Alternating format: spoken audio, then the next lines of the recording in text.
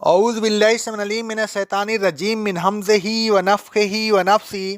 سورہ آل عمران کی آیت نمبر 83 سے لے کر 85 تک اللہ رب العالمین فرماتا ہے، کیا یہ کافر اللہ کے دین کے علاوہ کسی اور دین کے متلاسی ہیں؟ کیا یہ اللہ کے علاوہ کسی اور کے مطیع بننا چاہتے ہیں؟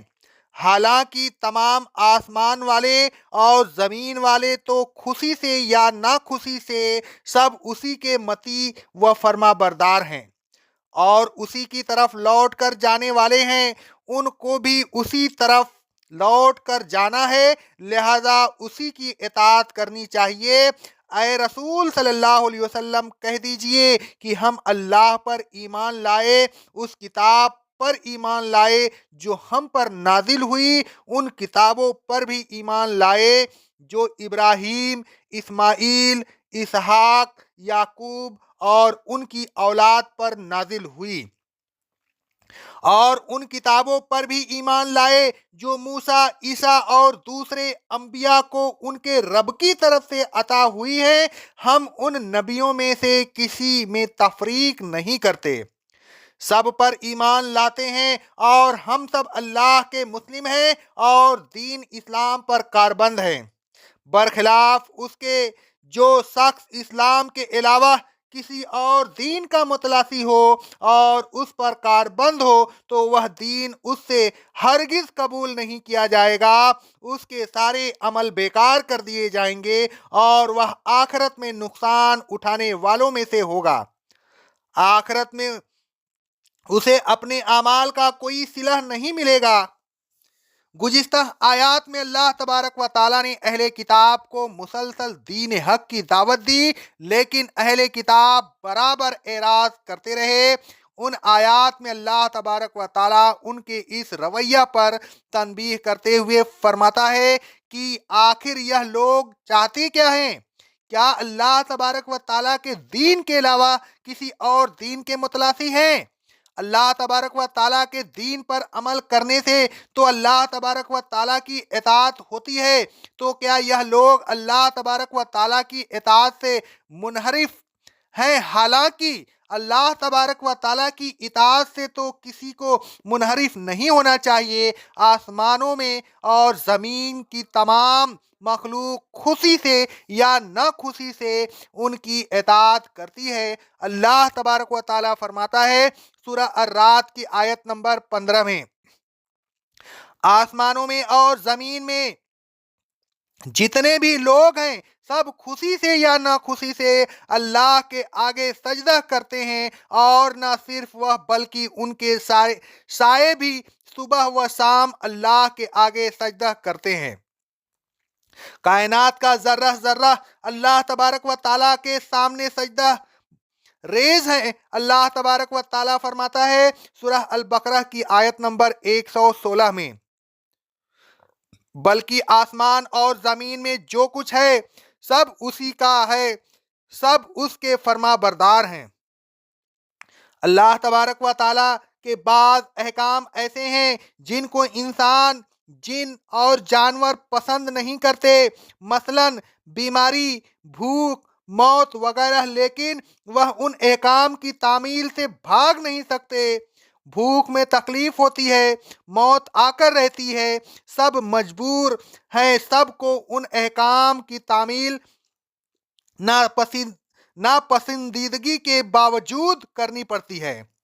الغرض ہر چیز اللہ تبارک و تعالیٰ کے سامنے سر تسلیم کرتی ہے، کوئی اس کے احکام کو اس سے سرتابی نہیں کرتا۔ یہی دین فطرت ہے۔ اسی دین فطرت کے مطابق دین اسلام مطالبہ کرتا ہے کہ شرعی احکام میں بھی اپنے خالق کی اطاعت کرو۔ دین اسلام سے منہ نہ موڑنا گویا اطاعت اور فطرت سے منہ موڑنا ہے۔ جب کائنات کی کوئی چیز اس فطرت سے منہ نہیں موڑتی تو پھر پھر اہل کتاب اور دیگر تمام کافروں کو چاہیے کہ اسلام یعنی دین فطرت کو قبول کریں، اور اگر انہوں نے ایسا نہیں کیا تو اس کا نتیجہ اچھا نہیں نکلے گا۔ وَإِلَيْهِ یرجعون، آخر ایک دن ان کو اللہ کے پاس لوٹ کر آنا ہے، پھر وہ اس دن ان کو دین حق سے روگردانی کی سزا دے گا۔ پھر اللہ تبارک و تعالیٰ نے فرمایا، کل آمنا باللہ وما انزل علینا وما انزل علی ابراہیم و اسماعیل و اسحاق و یعقوب والاسباط وما اوتی موسیٰ و عیسیٰ والنبیون من ربہم لا نفرق بین احد منہم ونحن لہ مسلمون۔ اے رسول صلی اللہ علیہ وسلم، اگر یہ ایمان نہیں لاتے تو نہ لائیں، آپ اعلان کر دیجئے کہ ہم اللہ پر ایمان لاتے ہیں اور اس کتاب پر ایمان لاتے ہیں جو ہم پر نازل ہوئی، اور ان کتابوں پر ایمان لاتے ہیں جو اللہ تبارک و تعالیٰ نے اپنے نبیوں پر نازل کی۔ ہم ان نبیوں میں سے کسی نبی کا انکار نہیں کرتے، سب پر بلا تفریق ایمان لاتے ہیں اور ہم اللہ کے مسلم ہیں، فطرت کے عین مطابق اس کے اطاعت گزار اور فرما بردار ہیں۔ اور اے رسول صلی اللہ علیہ وسلم، آپ یہ بھی اعلان فرما دیجئے کہ بس ہمارا ہی دین دین اسلام ہے۔ وَمَن يَبْتَغِ غَيْرَ الْإِسْلَامِ دِينًا فَلَن يُقْبَلَ مِنْهُ، اور جو شخص دین اسلام کو چھوڑ کر کسی اور دین کا متلاسی ہوگا تو وہ اس سے ہرگز قبول نہیں کیا جائے گا۔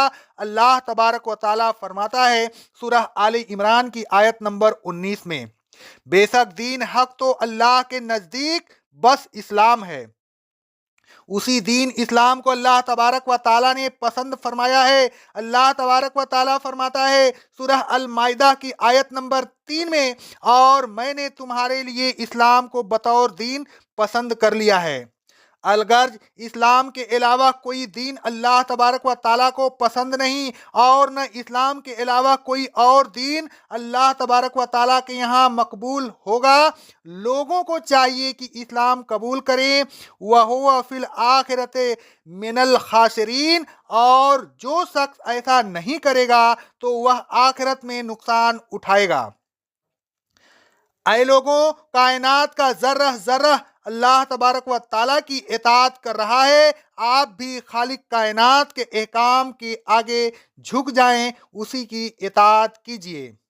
اے لوگوں، تمام نبیوں پر بلا تفریق ایمان لائیے، تمام کتابوں پر ایمان لائیے، اور صرف اللہ تبارک و تعالیٰ کے مسلم بن جائیے، صرف اسی کی اطاعت کیجیے۔ اے لوگوں، صرف اسلام پر عمل کیجیے، فرقہ وارانہ مذاہب کو چھوڑ دیجئے۔ یہ اسلام کیسے ہو سکتے ہیں؟ اگر یہ اسلام ہوتے تو یکساں ہوتے، اگر یکساں نہ ہوتے ہوئے یہ بھی ان فرقہ وارانہ مذاہب کو اسلام مان لیا جائے تو متعدد اسلام بن جائیں گے، حالانکہ اسلام دو چار نہیں، اسلام تو صرف ایک ہے۔ اقول قولی ھذا، استغفر اللہ استغفر اللہ استغفر اللہ۔